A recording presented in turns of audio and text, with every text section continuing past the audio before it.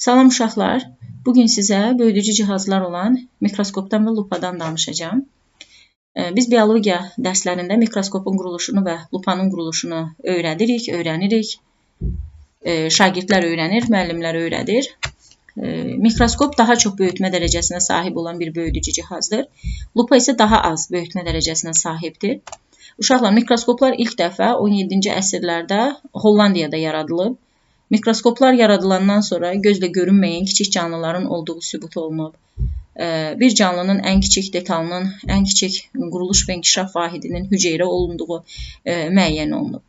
İlk dəfə 1665-ci ildə, yəni 17-ci əsrdə Robert Hooke öz düzəltdiyi, təkmilləşdirdiyi mikroskopla ağacın mantar kəsiyinə baxıb.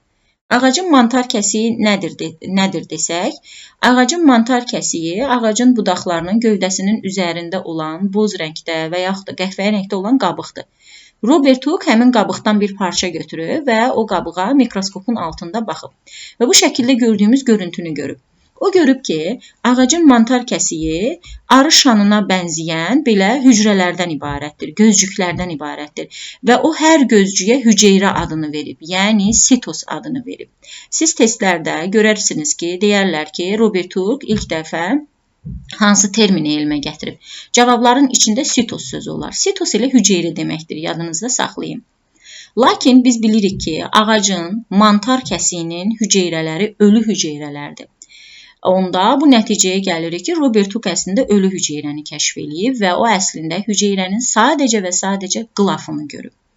Ümumiləşdirsək, ilk dəfə hüceyrəni kəşf edib Robert Hooke 1665-ci ildə, yəni 17-ci əsrdə ilk dəfə Robert Hooke hüceyrə terminini elmə gətirib, o cansız hüceyrəni kəşf edib və o hüceyrənin sadəcə qılafını görüb. Mən sizə bugün danışacağım işıq mikroskopunun quruluşundan. İşıq mikroskopunun vacib hissələrini onun okulyarı və obyektividir. Yəni, okulyar və obyektiv işıq mikroskopunun optik hissələridir. Ümumiyyətlə, bir işıq mikroskopunun iki əsas hissəsi var. Mexaniki hissəsi və optik hissəsi. Dediyim kimi, optik hissəsi okulyar və obyektivdir. Mexaniki hissəsi isə tubusu, ştativi, vintləri, əşya masası, işıq mənbəyi və revolveridir. Niyə okulyara və obyektivə onun optik hissəsi deyirik? Çünki okulyar və obyektivlərin içində böyüdücü şüşələr var. O böyüdücü şüşələrin sayəsində biz mikroskop vasitəsilə bir cismi dəfələrlə böyük görə bilirik.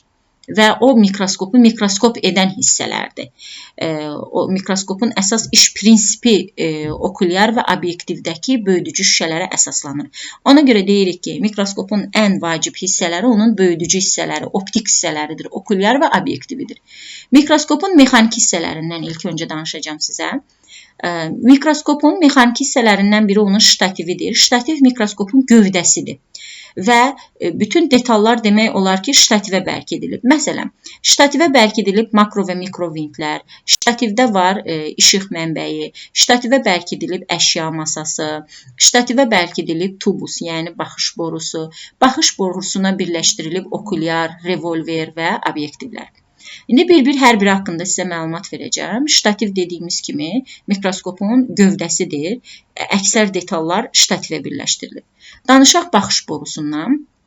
Baxış borusu tubus deməkdir. Baxış borusunun yuxarı hissəsinə okulyarı birləşdirirlər. Uşaqlar, bu okulyarı buradan çıxartmaq olur rahatlıqla. Bir mikroskopun, işıq mikroskopun yanında bir neçə fərqli okulyar olur. Hər birinin böyütmə dərəcəsi fərqli olan. Biri 10 dəfə böyüdür, biri 20 dəfə böyüdür. Bizə indi hansı okulyar lazımdırsa, tubusun bu yuxarı hissəsinə həmin okulyarı birləşdiririk. Yəni, biz buradakı okulyarı rahatlıqla oradan çıxarda bilərik, digər okulyarı yerləşdirə bilərik tubusun yuxarı hissəsinə. Yəni, okulyarın yeri haradadır? Okulyarın yeri tubusun yuxarı hissəsindədir.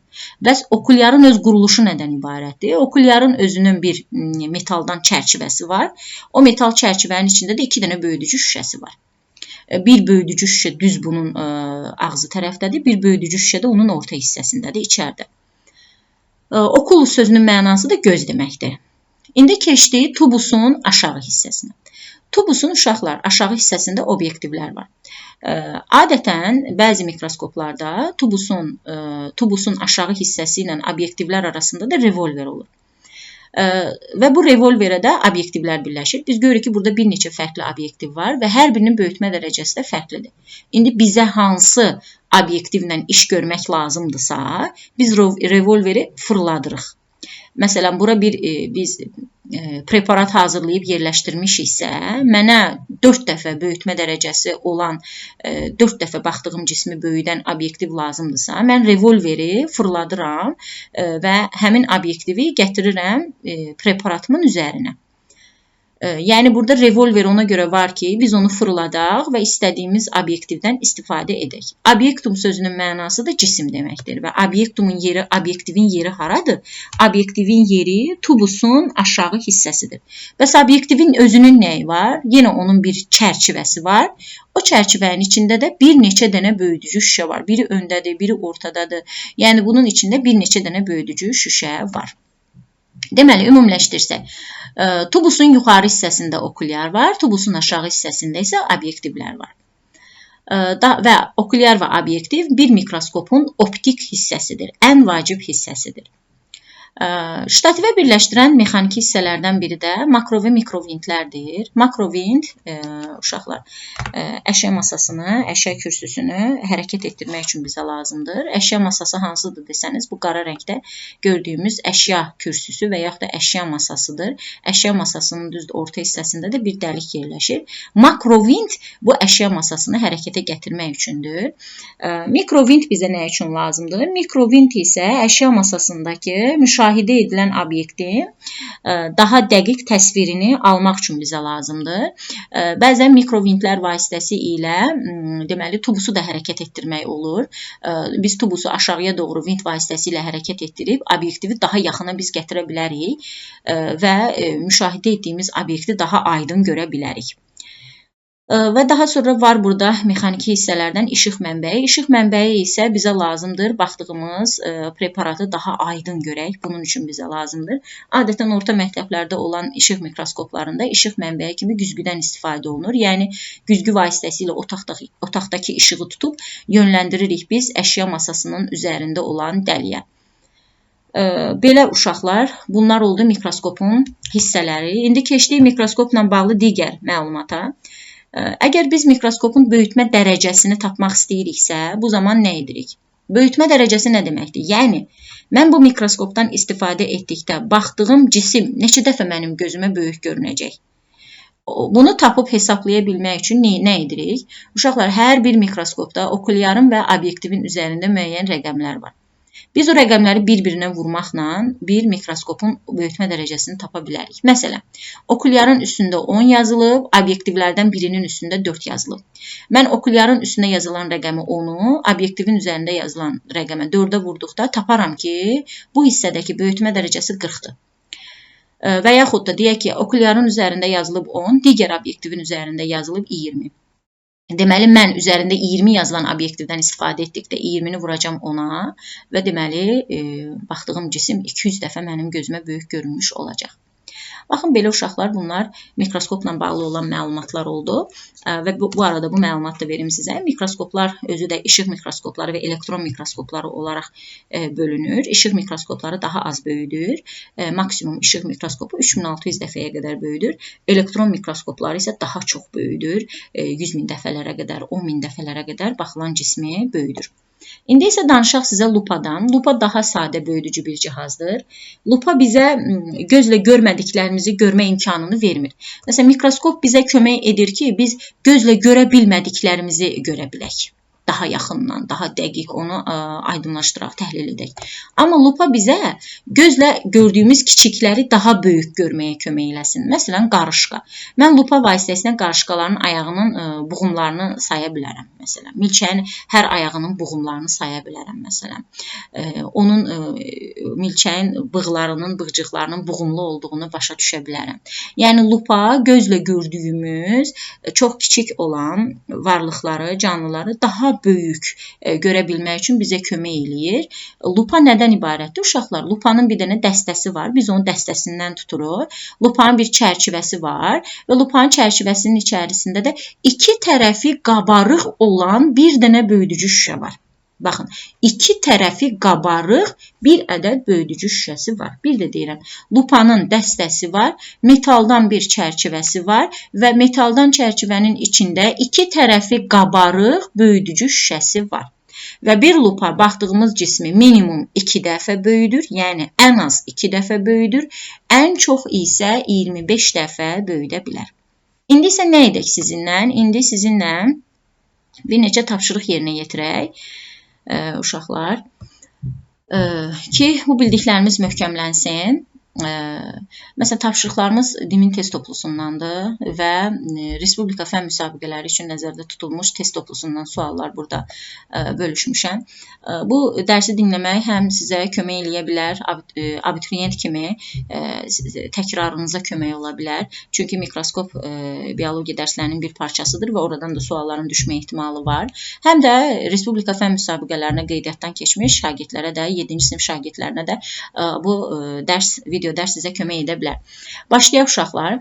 Birinci sualımız belədir. Cismin ölçüsünü 3600 dəfəyə qədər böyüdən bir işıq mikroskopudur. Bu işıq mikroskopunun deyir, okulyar və obyektivinin üzərində yazılan rəqəmləri bizdən soruşur. Yəni, mikroskop böyüdür 3600 dəfə. Az öncə sizə dedim ki, bir mikroskopun neçə dəfə böyütdüyünü tapa bilmək üçün okulyarın və obyektivin üzərindəki rəqəmləri bir-birinə vurursunuz. Deməli, hansı iki rəqəmi bir-birinə vurduqda cavab 3600 eləyəcək. Bizə bu lazımdır. Yəni, okulyarın üstündə hansı rəqəm var, obyektivin üzərində hansı rəqəm var ki, onları bir-birinə vurublar, 3600-ü tapıblar. Və başa düşüblər ki, bu cismin ölçüsü 3600 dəfə işıq mikroskopu tərəfindən böyüdülür. İndi bir-bir başlayaq uşaqlar. Məsələn, biz 45-i vuraq 70-ə, bu 3600 eləmir, 3150 eləyir. Deməli, A bəndi bizim cavabımız deyil. 36-nı da 60-a vuranda 2160 eləyir.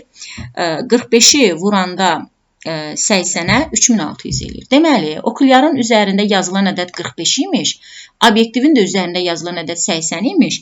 45-i vurublar 80-ə və tapıblar ki, bu işıq mikroskopu baxılan cismi 3600 dəfəyə qədər böyüdürmüş. Baxın belə. İndi yenə eyni tipdə olan bir sualdır. Bizə sual verir ki, cismin ölçüsünü, yəni mikroskopun altına qoyub tədqiq etdiyimiz cismin ölçüsünü 3600 dəfəyə qədər böyüdən yenə bir işıq mikroskopu var. Bu işıq mikroskopunun okulyarının və obyektivinin böyütmə dərəcəsini bizdən soruşur. Deməli, yenə də biz rəqəmləri bir-birinə vuracağıq. Hansı cavab 3600 eləyirsə, deməli, bizim cavabımız da o olacaq. Cavab 45 ilə 70 deyil. İndi 50 ilə 72-ni bir-birinə vursaq, 50-ni 72-yə vuranda bəli, cavab 3600 eləyir. Deməli, okulyarın üzərində yazılan rəqəm 50 imiş, obyektivin üzərində yazılan rəqəm 72 imiş ki, onları bir-birinə vuranda alınan cavab 3600 eləyib və biz də buradan başa düşürük ki, bu mikroskop 3600 dəfə baxılan cismi bizə böyük göstərir. Baxın belə uşaqlar. Keçdik bura. Bu Respublika fən müsabiqələrinə hazırlıq üçün nəzərdə tutulmuş sınaqlardan biridir. O sınaqlarda belə bir sual verilmişdi. İndi o sualdan danışaq sizinlə. Ölçüsü 0,2 mm olan bir obyekt var. Verilmiş mikroskopda neçə santimetr görünər? Yəni, bu obyektin öz ölçüsü 0,2 mm-dir. Öz ölçüsü 0,2 mm olan bir obyekti gətirib qoyurlar mikroskopun əşya masasının üstünə və deyirlər ki, bu mikroskop ölçüsü bu qədər olan cismi sənə nə qədər göstərər? Neçə santimetr göstərər? Baxın, sizə həqiqi ölçünü millimetrlə verir, cavabı sizdən santimetrlə soruşur. Ona görə siz çevrilişlər eləməlisiniz burada. Əvvəlcə bunun üçün biz nə edirik? Biz tapırıq mikroskopumuzun böyütmə dərəcəsini. Mən görürəm ki, okulyarın üzərində yazılan rəqəm neçədir? 50-dir. Obyektivdə isə yazılan rəqəm 30-dur. 50-ni də vururam 30-a, eləyir cavabım burada mənim üçün 1500. Deməli, şəkildə bizə təsviri verilmiş mikroskop baxılan cismi 1500 dəfəyə qədər böyüdür. İndi mən ölçüsü 0,2 mm olan bir cismi qoyuram mikroskopun altına və bu cisim mənim gözümə 1500 dəfə böyük görünəcək. Ona görə də nə edirik burada? 0,2 mm-i vuracağıq biz, deməli, 1500-ə ki, burada böyütmə daha doğrusu o cismin böyüdüldükdən sonraki ölçüsü nə qədər olacaq? Uşaqlar 1500-ü də vuranda deməli 0,2 millimetrə cavab eləyir bizim üçün 30 millimetr. 30, baxın yenə deyirəm millimetr. Amma məndən cavabı nə ilə soruşur? Santimetrlə soruşur. Ona görə bəzən uşaqlar cavabı tez 30 alan kimi götürüb cavabı B yazırlar. Amma cavab burada B bəndə deyil. Burada nə edirik biz? Millimetri santimetrə çeviririk. Mən bilirəm ki, mənim 1 santimetrim 10 millimetrdir. 10 millimetrdir. Bəs mənim 30 millimetrim neçə santimetrdir? X santimetrdir və 30-u vuracam 1-ə böləcəm ona. Cavab alınacaq mənim üçün 3 santimetr. Yəni, cavab olacaq burada D bəndi. Məncə aydın oldu sizə. Mən bunu izahına başlamamışdan əvvəl siz videonu bir saxlayın, özünüz sualların cavabını tapın, daha sonra isə mənim izahımı izləyin. İndi keçək növbəti suala. Mikroskopun bizdən optik hissələrini soruşur. Az öncə sizə dedim, mikroskopun optik hissələri o hissələrdir ki, o hissələrin içində böyüdücü şüşələr var. O hissələr də 3 rəqəmi ilə göstərilən okulyardır və 1 rəqəmi ilə göstərilən obyektivdir. Cavab olacaq 1 və 3, yəni A bəndi olacaq. Keçdik bu suallara. Bu suallar uşaqlar 7-ci sinif dərsliyində olan suallardır. Onları da buraya yerləşdirmişəm. Bir müzakirə edək sizinlə. Bizə deyir ki, şəkildəki hər bir mikroskopun ümumi böyütmə dərəcəsini tapan. Baxaq. İndi baxaq. Okulyarın üzərində yazılan rəqəm 10-dur. Obyektivlərdən birinin üstündə yazılan rəqəm 20-dir. Belə bir mikroskopun böyütmə dərəcəsi olacaq uşaqlar 200. Yəni onu vuracağıq 20-yə. Burada okulyarın üzərində 10 yazılıb, obyektivlərdən birinin böyütmə dərəcəsi 40-dır. Onu vururuq 40-a, edir cavab 400. Deməli, 400 dəfə böyüdür bu. Burada isə yenə onu vururuq 60-a, 600 dəfə. Burada ən az böyütmə dərəcəsi olan birinci mikroskopdur. Ən çox böyütmə dərəcəsi olan isə üçüncü mikroskop olacaq. Görürsünüz, burada okulyarın üstündə yazılan rəqəm sabit qalıb. Amma okulyarlarda, obyektivlərdə dəyişir. Çünki burada 3 dənə obyektiv var. Düzdür, biz okulyar da dəyişə bilərik. Yəni, okulyarı buradan çıxardıb, başqa bir böyütmə dərəcəsi olan okulyarı da yerləşdirə bilərik. Obyektivin, yəni görürsünüz, obyektivin böyütmə dərəcəsi dəyişir. Obyektivin böyütmə dərəcəsi dəyişdikcə görünüş sahəsi necə dəyişər? Obyektivin böyütmə dərəcəsi artdıqca biz həmin cismi daha çox dəfə böyük görə bilərik. Onun daha xırda detallarını daha yaxından müşahidə edə bilərik. Bu da yenə mikroskopla bağlı olan bir sualdır. Öyrəndiklərinizi yoxlayın hissəsində verilib. Düzgün cavabı bizdən seçməyə soruşur. Okulyar tubusun uşaqlar yuxarı hissəsidir. Yuxarı hissəsi. Baxın, tubusun yuxarı hissəsi. Obyektiv tubusun yoxsa ştativmi alt hissəsində yerləşir? Obyektiv tubusun alt hissəsində yerləşir. Əşya masasının yoxsa revolverin əsas vəzifəsi obyektivi hərəkət etdirib lazımi yerə gətirməkdir. Uşaqlar, revolverin əsas vəzifəsi obyektivi hərəkət etdirməkdir. Az öncə də sizə dedim burada, revolveri biz fırladırıq, onu tuturuq, əlimizlə fırladırıq və lazım olan obyektivi preparatımızın üzərinə yönləndiririk. Yadda saxlayın. Baxın belə. Və bizə deyir ki, sizcə nə üçün obyektiv və okulyar optik hissəyə aiddir? Uşaqlar, bir düşünək də niyə optik hissədir? Çünki onların içində böyüdücü şüşələr var. Çünki onların içindəki böyüdücü şüşələrin hesabına biz bir cismi dəfələrlə böyük görürük. Və optik olan hissə, böyüdücü şüşələr o deməkdir ki, böyüdücü hissəsidir oranın. Ona görə okulyara və obyektiv optik hissəyə aid edilir. Keçdik, yenə də belə bir məlumat var, mikroskopla bağlı olan məlumatlardır. Bizə burada bir neçə məlumatı da verir. Deyir, mikroorqanizmləri diametrlərinə görə şərti olaraq 3 qrupa bölərik. Mikroorqanizm nə deməkdir? Mikrodur da. Mikro çox kiçik deməkdir. Gözlə görə bilmədiyimiz orqanizm deməkdir mikroorqanizmlər. Və o demək deyil ki, mən onları gözlə görmürəmsə, hamısının ölçüsü eynidir. Onların da öz aralarında ölçüləri bir-birindən fərqlidir diametrlərinə görə. Burada belə bir vahid görürük. Bu vahid mikrometr deməkdir. Kiçik ölçülü olan mikroorqanizmlərin ölçüsü, deməli, diametri daha doğrusu 2 mikrometrdən kiçik olur. Orta ölçülü olduqda diametr 2 mikrometrdən böyük, 4 mikrometrdən kiçik olur. İri ölçülü mikroorqanizmlərin ölçüsü isə 4 mikrometrdən böyük olan ölçüdə olur. İndi bizə burada belə bir düstur verilib. Uşaqlar, bu düstur bizə, belə deyim, mikroskopla bağlı olan məsələləri həll edə bilmək üçün hava su qədər lazımdır. İndi bu düsturdan danışacağıq. Bu arada onu da deyim ki, 1 millimetr ölçü 1000 mikrometrə bərabərdir. İndi biz baxdığımız cismin faktiki ölçüsünü, yəni var olan ölçüsünü müəyyən etmək üçün mikroskop altında aldığımız ölçüsünü, yəni şəkil ölçüsünü böyütmə dərəcəsinə bölməliyik. Və yaxud da şəkil ölçüsünü tapmaq üçün, yəni o mikroskop altında neçə dəfə ölçüsü mənim gözümə nə qədər görünüb mikroskopun altında, onu tapmaq üçün faktiki ölçüsünü vuracaq böyütmə dərəcəsinə. Baxın, buradakı məsələ onunla bağlı idi. Faktiki ölçüsünü mənə verib, amma məndən şəkil ölçüsünü soruşurdu burada. Şəkil ölçüsü nə deməkdir? Mikroskopun altında onun ölçüsü nə qədər göründü? 3 sm göründü.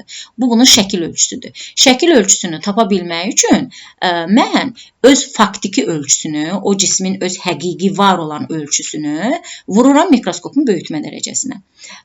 Amma mənə birdən işdi verər mikroskopun altındakı ölçüsünü, yəni şəkil ölçüsünü verər mənə və məndən soruşar faktiki ölçünü, yəni həqiqi ölçüsünü verməz. Bu zaman nə edəcəm mən? Şəkil ölçüsünü böləcəm mikroskopun böyütmə dərəcəsinə. Və yaxud da mənə verər şəkil ölçüsünü, mənə verər faktiki ölçünü, məndən soruşar böyütmə dərəcəsini ki, mikroskopun böyütmə dərəcəsi nə qədərdir? Mikroskopun böyütmə dərəcəsini tapmaq üçün şəkil ölçüsünü böləcəm faktiki ölçüyə. Yəni mən buradan 3 dənə düstur çıxardacağam. Birinci düsturu buradan saxlayırsınız ağlınızda. Faktiki ölçünü tapmaq üçün biz şəkil ölçüsünü böyütmə dərəcəsinə bölürük. İndi gəlin tapaq şəkil ölçüsünü. Şəkil ölçüsünü tapa bilmək üçün nə edirəm? Şəkil ölçüsünü tapa bilmək üçün faktiki ölçünü vururam böyütmə dərəcəsinə. Bu şəkil ölçüsünü tapmaq üçündür. Böyütmə dərəcəsini tapmaq üçün nə edirəm? Böyütmə dərəcəsini tapmaq üçün isə şəkil ölçüsünü bölürəm faktiki ölçüyə.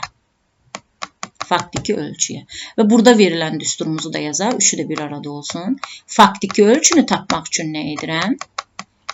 Şəkil ölçüsünü bölürəm böyütmə dərəcəsinə və biz bunlardan istifadə edərək məsələlərimizi daha rahat həll edə bilərik.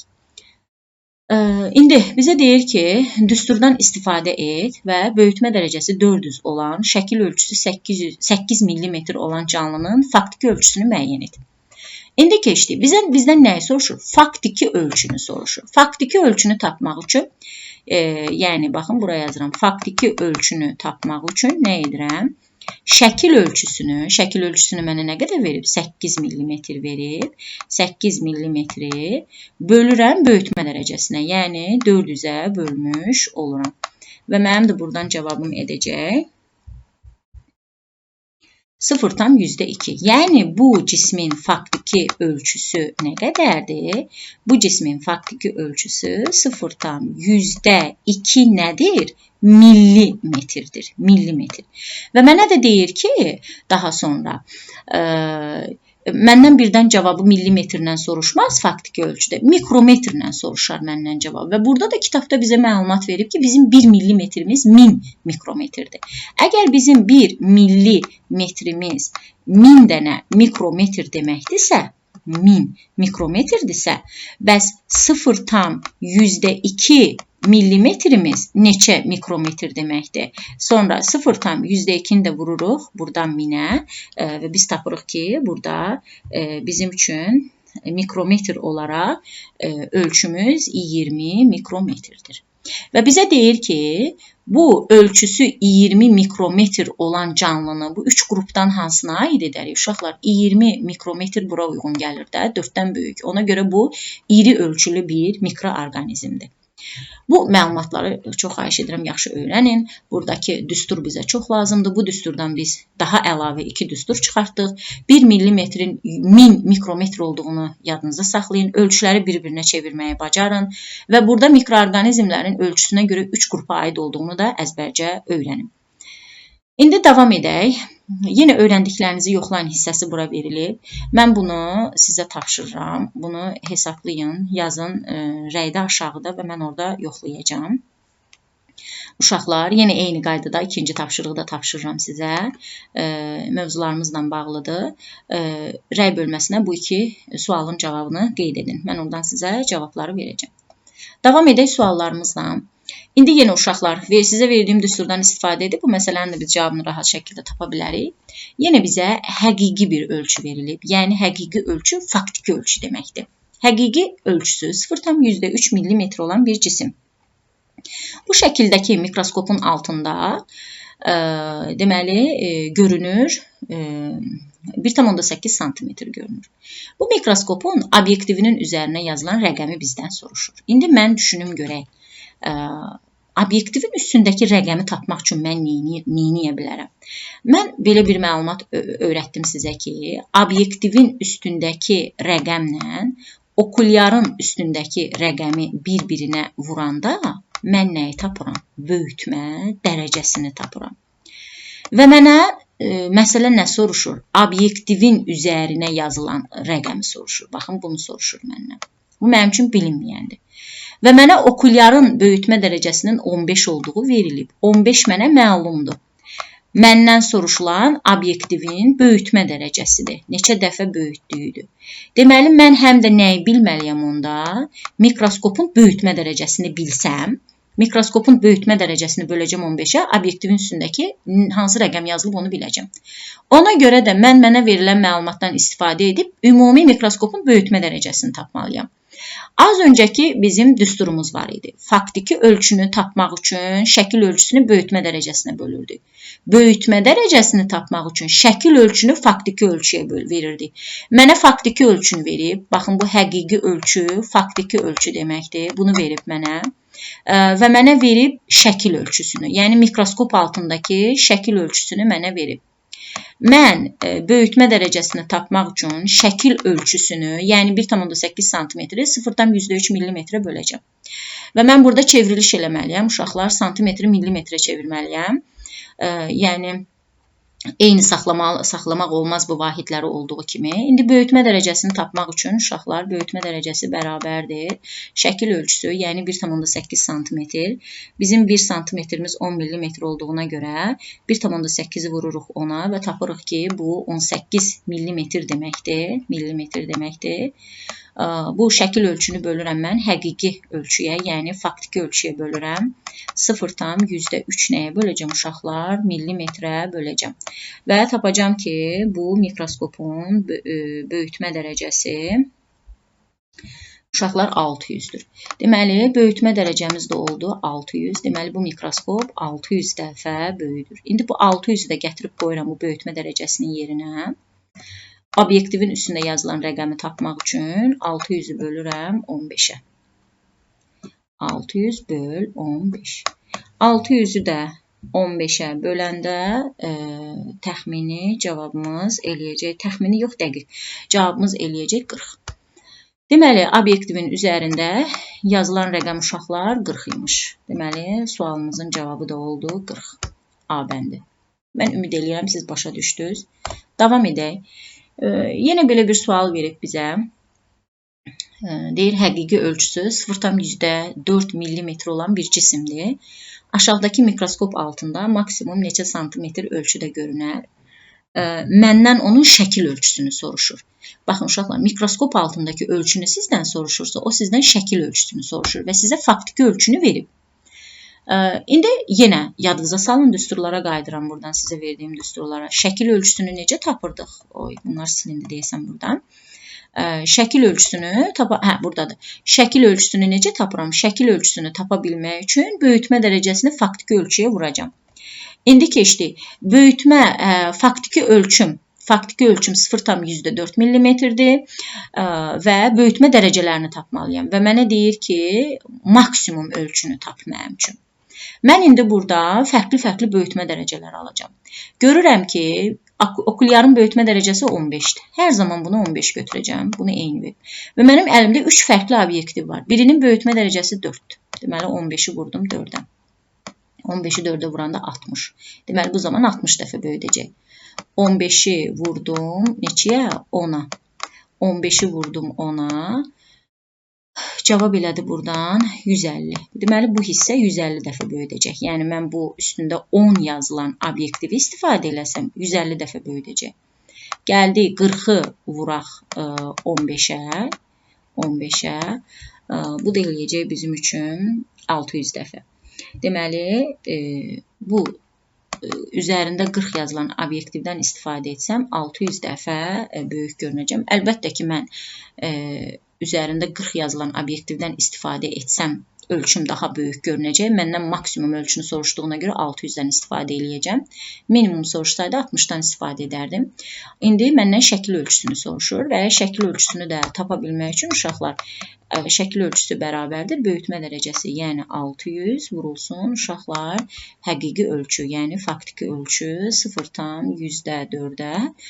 Bu da cavab bizim üçün eləyəcək buradan 24. Yəni biz bunu 24 mm ölçüdə görə bilərik. Cavab A bəndi.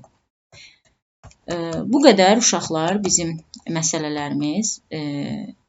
Mən ümid edirəm, siz məni yaxşı başa düşdünüz və buradan sizə öyrəndiklərinizi yoxlayın hissəsindən birinci və ikinci tapşırığı eləməyi tapşırıram. Onların rəy bölməsinə cavablarını zəhmət olmasa yazın və vahidlərə mütləq fikir verin. Çünki siz vahidlərə fikir verməsəz, ədədinizin yanındakı bir sıfırı götürməzsiniz və cavabınız tamam fərqli alınar. Yəni, testin cavablarında hər şey nəzərə alınır o testi tərtib edən tərəfindən. Bu qədər uşaqlar bizim dərslərimiz. Ümid edirəm sizə kömək olar.